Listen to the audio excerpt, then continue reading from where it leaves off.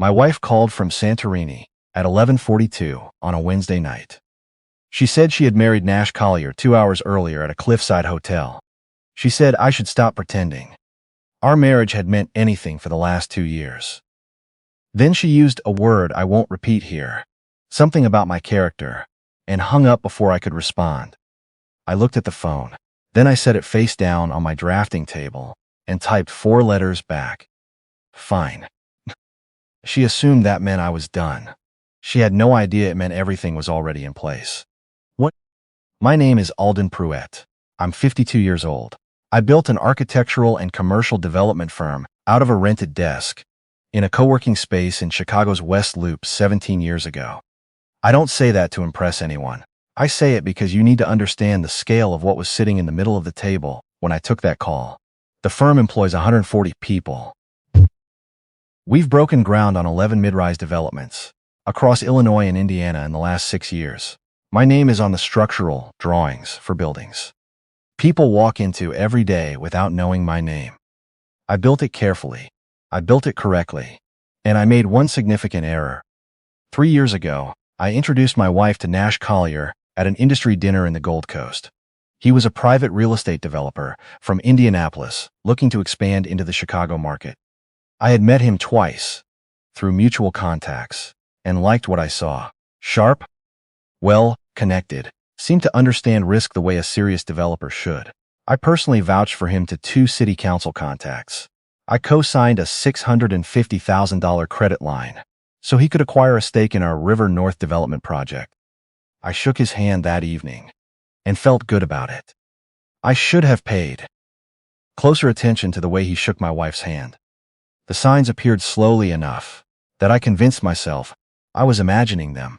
Felicity had always been social, always kept long hours in her role, managing operations for the firm.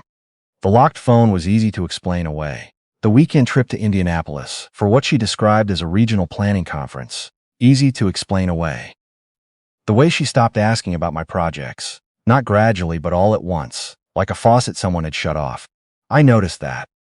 I always noticed, but I told myself that long marriages go through quiet seasons, that I was reading into things because I worked too much and came home distracted. I was wrong to talk myself out of what I already knew. The call came 7 weeks after she had returned from what she said was a 2-week professional development trip to Europe. She came back to Chicago, looking tan and relaxed in a way that had nothing to do with professional development. She was pleasant to me. Considerate, even. The kind of considerate that feels like someone covering their tracks. 11:42 on a Wednesday. I was reviewing permit documentation at my drafting table. My phone rang. She talked for about 2 minutes. I listened to all of it. When she finished, I said the 4 letters. Then I put the phone down and pulled open the bottom drawer of my desk. Inside was a manila folder, 1 inch thick, labeled in my own handwriting, Reserve. I had started building it 6 months before she made that call. It began with a parking stub. Felicity had borrowed my car on a Tuesday afternoon because hers was in the shop. When she returned it that evening, I moved the car into the garage and found a parking stub wedged under the driver's seat. A parking garage on South Michigan Avenue. Time in, 11:14 a.m. Time out, 3:48 p.m.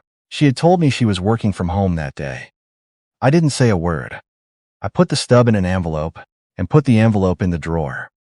2 weeks later, I had a quiet conversation with a contact I trust completely, a forensic accountant named Bates, who had done confidential work for me twice before on acquisition due diligence. I told him I needed a routine asset review. He knew what that meant. He's done this before for other clients. He didn't ask questions. Within a month, Bates came back with something that wasn't routine at all. Felicity had retained a private notary 6 weeks prior.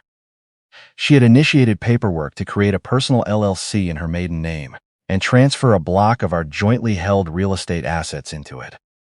The filing was incomplete. It required my signature on one final instrument.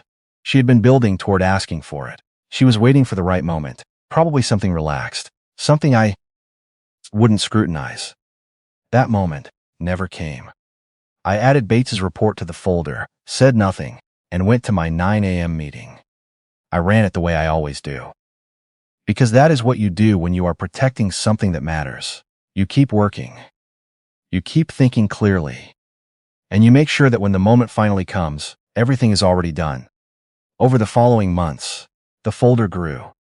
I mirrored Felicity's email account through a shared household device she had forgotten was still linked to our home server. I wasn't looking for anything dramatic. I was looking for patterns. I found them. Nash Collier's name appeared in contexts that had nothing to do with the River North project. A restaurant in Lincoln Park on a Thursday, she told me she had a late budget call.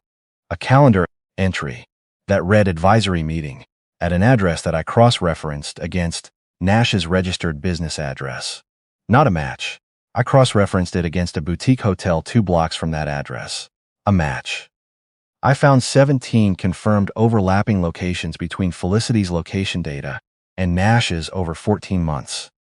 Printed the summary, 1 page, added it to the folder. 4 months in, I hired a private investigator through a referral so distant from my professional network that it took 3 separate handoffs.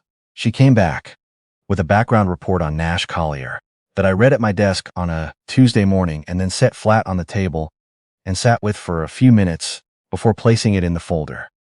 Nash had come to me carrying over $900,000 in undisclosed personal debt, a defaulted construction loan from a failed project in Cincinnati, a civil judgment from a former partner who had sued him for misappropriated development funds. He had used my $650,000 credit guarantee as a lifeline while he was already underwater. He had used my professional credibility to open doors in Chicago that would have been closed to him permanently if anyone had known his actual financial position. He had borrowed my name and my money and spent 14 months planning a different future. I placed the report in the folder. I did not contact Nash. I did not change my behavior. I continued to meet with him monthly on the River North project the same way I always had. Professional, unhurried, no tells. By the time Felicity made that call from Santorini, the folder contained 28 documents. The call became document 29. I want to be precise about what happened after I put the phone down. People expect a certain kind of reaction from a man in my position. Furniture thrown, calls made in anger, some dramatic unraveling. What I did was work. I started with the joint brokerage account, frozen under the spousal asset protection clause in our prenuptial agreement. A document I had drafted carefully 17 years ago and not thought about since, until 6 months prior when I had reread it twice. Felicity's personal investment portfolio, linked to our family financial account, flagged and suspended. The supplemental credit line we shared, deactivated. Her access to the firm's operational expense system, revoked. I moved through each item the way I move through a structural checklist before a building breaks ground. No hesitation, no second guessing. Thoroughness without emotion. By midnight, I had changed the biometric access profile on our home. Her fingerprint scan and key fob purged from the system. I noted the confirmation timestamp. By 1 a.m., I had called my attorney, a woman named Constance Weil, who has handled complex business and family law for 26 years. I left her a message marked urgent. Then I opened the reserve folder on my encrypted drive and began organizing it for transmission. By 2 a.m., every joint financial structure we had assembled together was either secured or dismantled. I stood at the living room window and looked out at the city. Chicago at 2 a.m. moves differently than it does in daylight quieter, but not still. The L line somewhere in the distance, a light in the building across the street that never goes off. I pressed one hand against the glass and thought about Nash Collier, about the dinner where I introduced them, about the handshake. Then I went to bed, not because I was at peace, but because a man who doesn't sleep makes mistakes. I could not afford mistakes. I was up at 5:15. I don't use an alarm. My body knows when there is work waiting. One thing I need to explain clearly, because I have read the same question in my own head 100 times. Felicity was not in Santorini when she attempted to access the house. She had already flown back to Chicago 2 days before she made that call. The overseas number she used was one she had set up specifically, probably to make the moment land harder than it otherwise would. I know the timeline, because her location data confirmed it. She had been back in the city, staying at a hotel on the north side, for 48 hours by the time she called me. She filed the harassment complaint with Chicago PD later that same morning, from a coffee shop in Wicker Park, 4 blocks from that hotel. I want to be clear about something else. What Nash and Felicity participated in abroad was not a legal marriage. Under Illinois law, a marriage ceremony performed in a foreign country while an existing marriage remains undissolved is void. Not voidable, void, meaning it never legally happened. There was no second marriage to untangle. There was a ceremony, some photographs, and a serious legal exposure for both of them. That Constance flagged within the first 40 minutes of our morning call. Constance called me at 6:50 a.m. "Tell me you've been building a file," she said, skipping any greeting. "29 documents," I replied. A pause. "Send me everything before 8. She called back at 9:15. The prenuptial infidelity clause was airtight. The attempted LLC transfer of joint assets was documentable as premeditated financial diversion. Nash's fraudulent concealment of his debt position, when he entered our guaranteed credit arrangement, gave us a separate civil action, and the overseas ceremony she explained with the particular, dry precision of someone who has seen every variation of human poor judgment, gave us nothing to fight, because it gave Felicity nothing to stand on. "She doesn't have a second husband," Constance said. "She has a very expensive photograph." The police came at 8:40 that morning. 2 officers. They had the look of people who had been briefed on a domestic situation and arrived expecting a certain kind of man. What they found was me in a clean shirt, a kitchen that smelled like fresh coffee, and a white folder sitting squarely on the breakfast island. I invited them in. Offered coffee. The younger one looked around the room the way cops do when they are trying to read a space before committing to a posture. The older one accepted the coffee. "Gentlemen," I said, handing the folder to the older officer, "the property deed has been held solely in my name since purchase. The prenuptial agreement, summarized on page 1, includes a full infidelity clause, reviewed and signed by 2 independent attorneys before our marriage. Everything in that folder is time-stamped." The older officer opened it. "Read the first page. Read it again." The younger one leaned over to look. Something about the way they exchanged. A glance told me they had been pointed at this conversation by someone expecting a different kind of man on the other side of the door. They were at the wrong address for that. This is more documentation than most civil attorneys produce. "In a week," the older officer said quietly, turning to the 3rd page. "I tend to prepare," I replied. He closed the folder and held it back out to me. "Some of the circumstances described here are civil matters, not criminal ones. We're going to refer this to the civil division. My attorney is Constance Weil," I said. "Her information is on the last page." They left 11 minutes later. I stood at the closed door for a moment. Then I went to the kitchen, refilled my coffee, and called the project foreman on our Southside development to check on a foundation. Pour scheduled for that afternoon. Life does not pause because your marriage has collapsed. Buildings still need their foundations poured correctly. My son called at 10:30. His name is Jude. He's 27. He works as a risk analyst at a financial firm downtown. He doesn't panic when things go wrong. He goes quiet and then precise, which is something I recognize because I do the same thing. "Dad," he said, "I saw something on her account this morning. A photograph from overseas. With Nash Collier." A pause. "What's happening?" I told him to give me his full attention for 10 minutes. Then I told him everything, start to finish. Sequential. No editorializing. When I finished, he was quiet for a moment. "You've known for 6 months. I needed to be certain before I moved." Another silence. "Nash sat at our table twice. You brought him there." "Yes." "And the credit line. $650,000. Your name on it." "My name. My reputation in this market. Used as his personal float while he planned his exit with my wife." I heard him processing that. When he spoke again, his voice had aged about 10 years. "What do you need from me?" I told him to stay available, stay quiet, and let Constance handle the legal mechanics. Then I told him something I had been waiting to say for months. Nash Collier built nothing in this city on his own. Everything he has here, he built on borrowed credibility and borrowed money. Most of it borrowed from me. That's going to matter in court. Jude absorbed that for a moment. He used your guarantee to float himself while his voice went quieter. Okay, I'm here. You call me. We ended the call. I sat at my desk with my hand flat on the surface for a moment.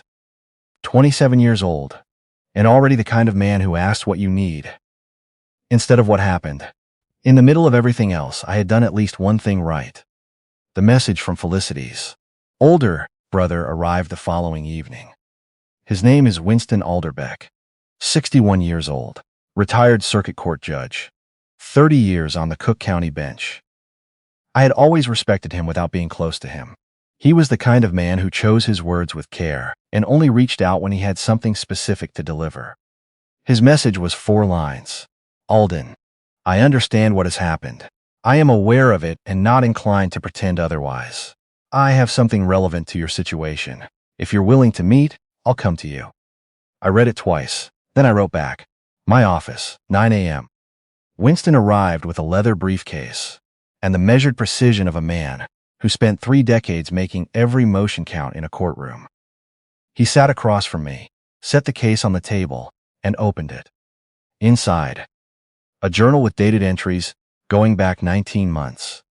Printed records from a phone conversation he had overheard between Felicity and Nash at a family gathering 11 months prior, which he had documented that same evening and signed as a witnessed account.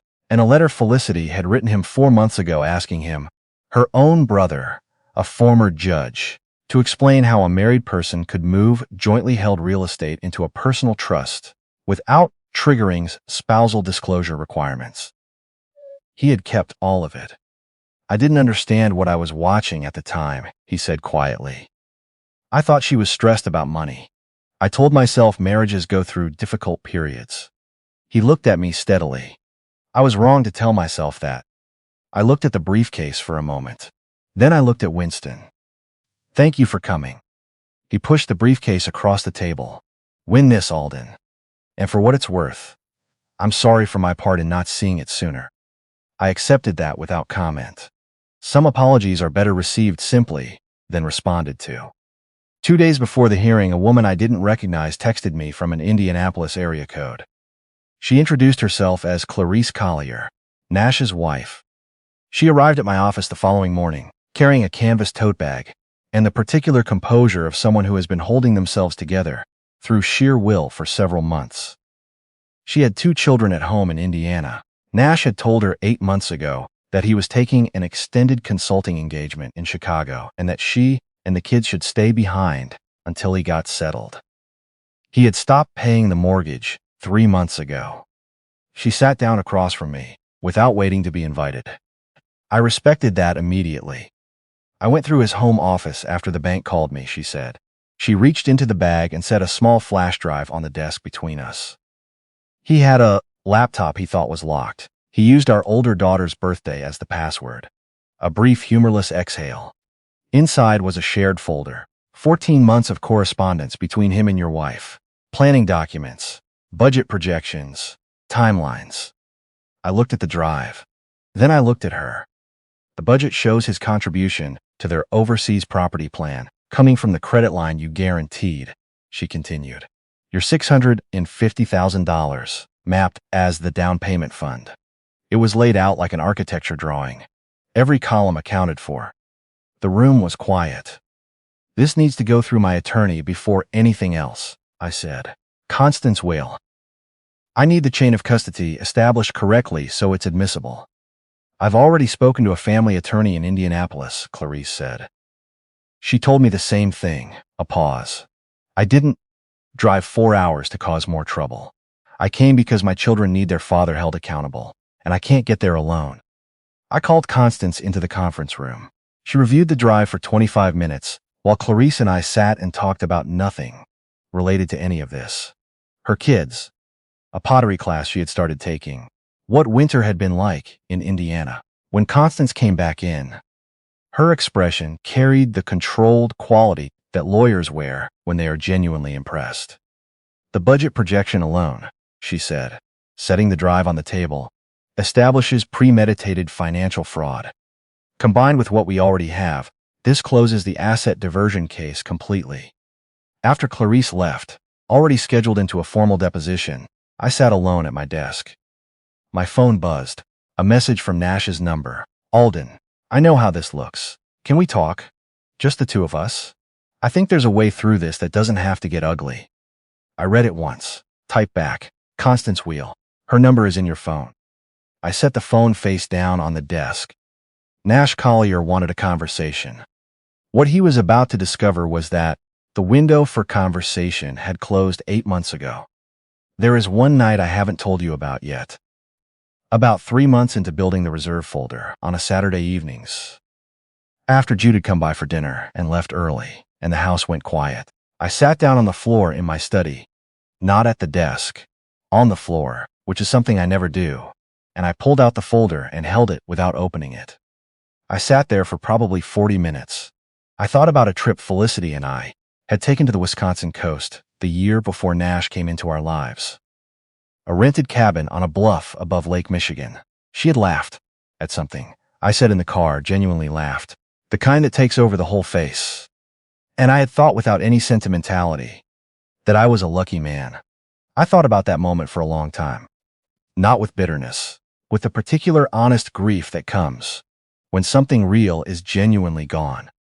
Then I put the folder back in the drawer, got up off the floor, made a cup of tea, and stood at the window until the city settled into dark.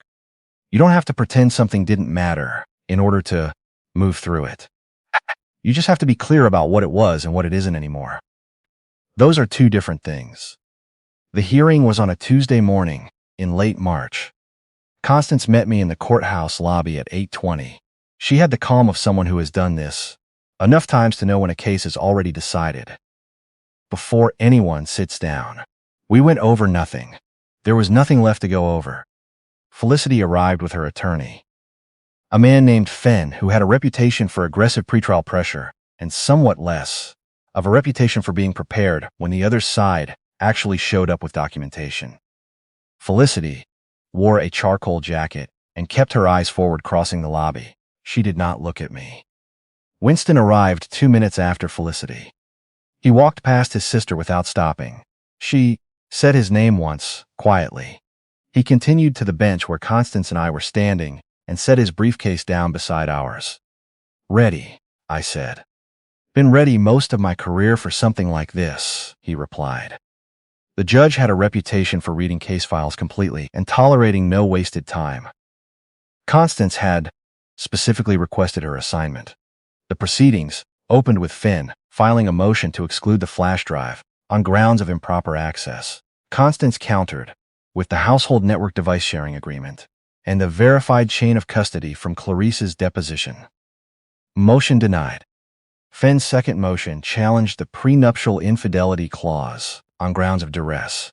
Constance introduced Winston's sworn affidavit, written in the precise, formal language of a former circuit court judge, attesting that he had reviewed the prenuptial agreement independently before his sister signed it, advised her of its full terms, and witnessed her voluntary signature. He further attested to the conversation he had overheard and documented 11 months prior.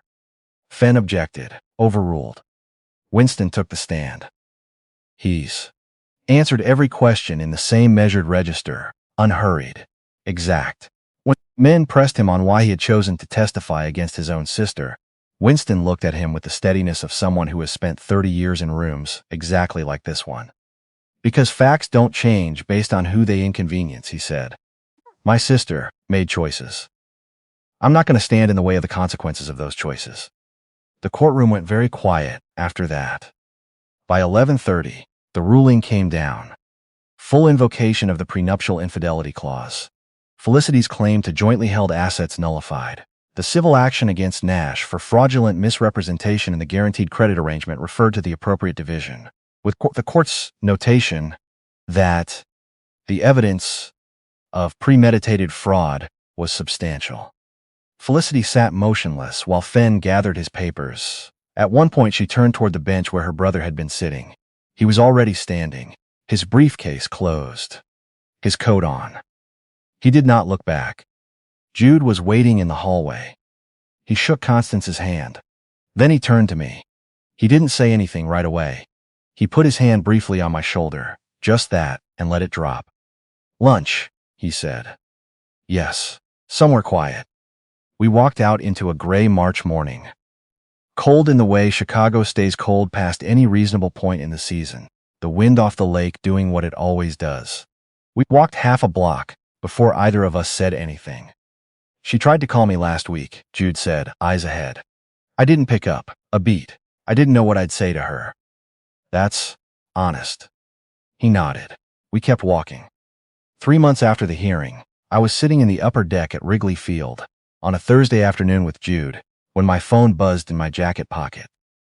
I looked at the screen. Felicity's number. I silenced it and put the phone away. "She called," Jude said. He hadn't looked over.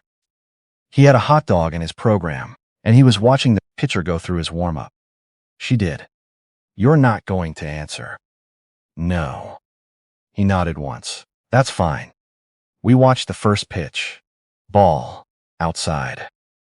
The crowd made a low sound of mild disappointment that carries something comfortable in it, something that has nothing to do with anything but the game in the afternoon and the specific blue of a clear sky over the north side in June. Nash Collier's situation had continued its own course without any additional effort from mine. The civil judgment moved forward. 2 Chicago developers I had connected him with, after reviewing the public discovery record, had quietly ended their engagements with him. The IRS had formalized a collection proceeding that attached to whatever remained of his liquid holdings.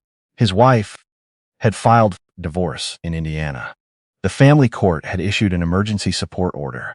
He had arrived in my city, carrying my name and my money, and a blueprint for a very different future. He left without any of those things.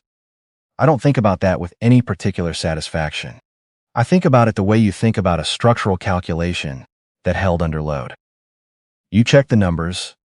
You did the work. It held. The reserve folder has 29 documents in it. I haven't opened it since the day after the ruling. It sits in the bottom drawer of my drafting table, with the drawer closed, and I have not thought about opening it once. The 7th inning came and went. Jude got up to get 2 more sodas and came back and handed me one without asking whether I wanted it, which is a kind of attention that doesn't announce itself. He sat down, turned the program over in his hands, and watched the field. Somewhere behind us, a kid yelled something enthusiastic and completely unintelligible. A few people around us laughed. The afternoon just continued the way afternoons do. Indifferent, ordinary, exactly what was needed. I built a firm from nothing. I built a case from 1 parking stub. When the moment came, everything held, because I had put it together correctly instead of quickly. That distinction is the whole of it. Not talent, not luck, patience and the refusal to mistake silence for weakness.